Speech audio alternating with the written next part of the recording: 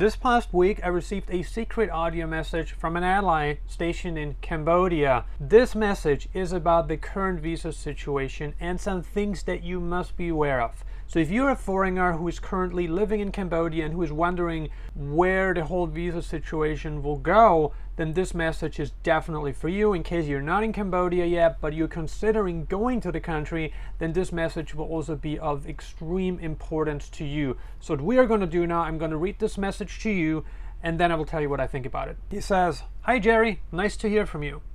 Nice to hear from you too, buddy. He says, "Yes, go ahead and post it now. Well, I do agree with them, clamping down on the riffraff and the ship that's been coming over." Interesting. What kind of ship? "Now I fully understand that they need to make sure that people are legally working in the country." He says, "But unfortunately what's happened is because of the recent Chinese criminal activities that have actually clamped down on, and they have deported thousands of Chinese." That's interesting. He says, "Last year they enforced this rule. This is for the EB extension visa if you are or if you want to work in Cambodia." And we've talked about the EB extension visa in a past video, which I recommend you to watch after this one. I'm going to put a link there. It continues. So basically what it is, as I said to you before, it's if you want to extend your EB visa. But I have these 3 documents. I've got my work permit, I've got the official letter of employment, and tax patent from my school. Now if I wanted to go freelance, as I said, that's going to be a headache because you may not be able to stay in the country without those documents. You see, and I did hear, I don't know how true it is. Again, it's all through the grapevine that if you've got a self-employed EB work permit, well, it's a work permit, not an EBIT work permit. You cannot get a renewal. And hearing different stories, but it looks like they are going to clamp down here. Of course, I transcribed it, so it's going to be some error here, okay? "And yes, you say, I think Asia will become off limits for people like us. Now I'm working towards going online. Paying course the school system. Here's a complete and utter, it just, like it just have the scores are not worth working for, and I've just taken this job to get my foot in the door, but it's rubbish." That's not what you want to hear, especially if you underwent a drastic move this past year, which you did, buddy. A lot of people will come to these countries to freelance or to digital nomad. That's true. But if that comes in, then it's going to make it hard for the freelancers to stay on, you see. So they'll be forcing you to work for these effing schools, and no one will work for them. If that's the case, and not everybody can take out a retirement visa because they're not of that age. He says, "Please do publish it."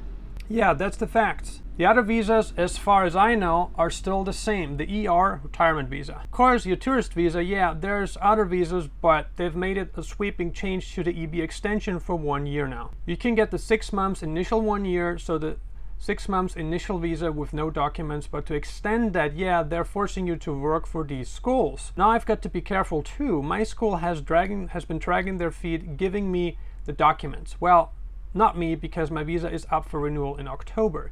They've been dragging their feet, leaving documents out to teachers like 2 or 3 days before the visa has expired. I will have to do a border run to Vietnam and come back in because I've got my holiday booked to the States, and I do not want to overstay on my passport. That's a disaster, but they don't seem to get it here. Okay, I'm not going to read this part because you don't want to hear that. You can't, approach them, and say, look, confront them. They don't like confrontation. That's true. It's an indirect culture. It's a non-confrontational culture where criticism is not very welcome. It's kind of hard to iron out some issues if you have issues to address. But at the same time, this is serious stuff. Yeah, I'm getting put off. I can't say that I like or dislike. See, my wife says, come to the Philippines. If I can work online, we'll stay. That's the only country that's maintained their visa system. Whether that will change, I don't know. But yeah, sure, do publish that, and I will keep you posted of anything else I hear. Thanks, Jerry. Great. Thanks for your message, and good to hear from you. Here's the situation, guys. And we've been addressing this very issue on this channel so many times, that the visa situation in Southeast Asia has been changing drastically.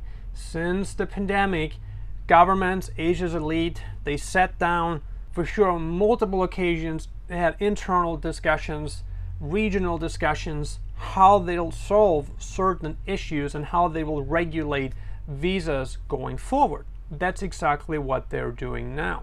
If you're familiar with the situation in Cambodia, you know that Cambodia has been bought by the Chinese Communist Party. They have a port in Sihanoukville, they have military assets, the Chinese have invested a lot of money.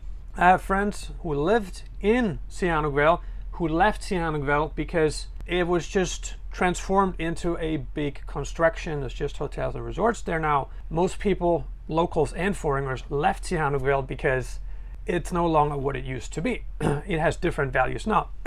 Excuse me, it stands for different things now than it used to. You have to understand, as these Asian countries are becoming richer, they'll be more picky, right? They'll be more picky because they can, right? When you're poorer, you have more reasons to say yes. When you're richer, you have more reasons to say no. You can kind of cherry pick. Who do you want? Who do you not want? You know, just choose the highest quality fruit. And that's what's happening, not just in Cambodia, but in Cambodia. Like, Cambodia is still a pretty poor country, you know. It's a country where you can actually become a citizen, so that's great. You cannot own land. You know, a lot of things are difficult. Setting up a company, it's difficult, and we don't know how regulations in Cambodia will change. The constitution in Cambodia is weak to non-existent. That's why I recommend people not to invest in Cambodia. Don't buy real estate. Companies, very tricky too. But you have to understand that with your money, you want to go where you are protected by the constitution. And we've been stressing it on this channel because so many people don't get it. What I'm going to say is that money flows to experience, right? And so smart money goes where protection is guaranteed by the constitution. Smart money goes where there's strong rule of law. You need strong rule of law. And if you don't have that, then you're always the outsider as a foreigner, and I recommend you not to invest in these countries.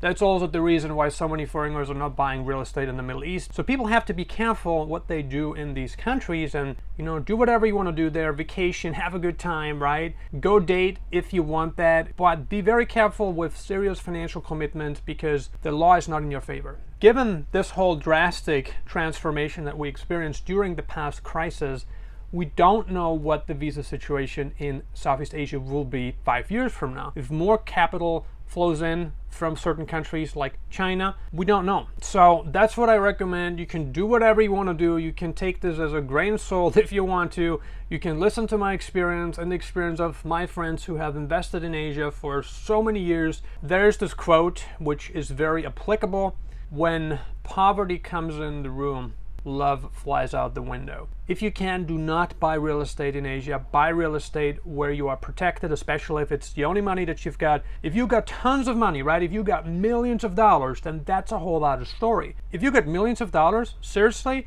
and you want to invest like 50 to 100,000 into a property there in Southeast Asia, okay, right? If you lose whatever 3 to 5% of your net worth, you're not going to die. You know, you're not going to be in poverty. You're not going to have to go back and get a job. If it's the only money that you've got, be very careful with your retirement money. Be very careful with your nest egg. Be very careful with that because you spend your whole life creating that. You have to be protective of that. So put your money where you are in charge, okay? Where you can own it. And if that's a country where you have residency, citizenship, or a country that is just great in terms of civil and property rights, go there with your money. Don't go to a country with weak rule of law. Do not do that. So pay attention to this, and the visa situation can change any moment. Be very careful with investing in the country. Do not take the visa situation for granted. It can change from one day to the next, as we have seen so many times over the past couple of years. It doesn't mean that the last time was the last time. Just remember that. What are your thoughts? Post your thoughts in the comments below. Thank you for watching.